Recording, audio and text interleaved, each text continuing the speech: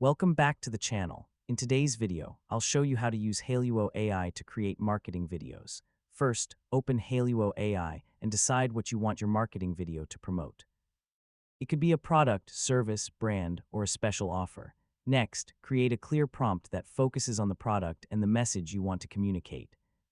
Describe the product, environment, lighting, camera movement, and overall visual style.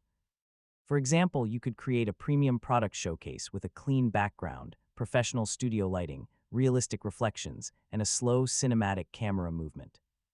If you already have a product image, use the image to video option when available. Upload the image and describe how you want the product or camera to move. Generate the video and wait for Hailuo AI to finish processing.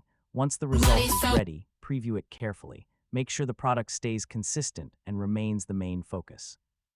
Check the lighting, movement, background, and overall visual quality.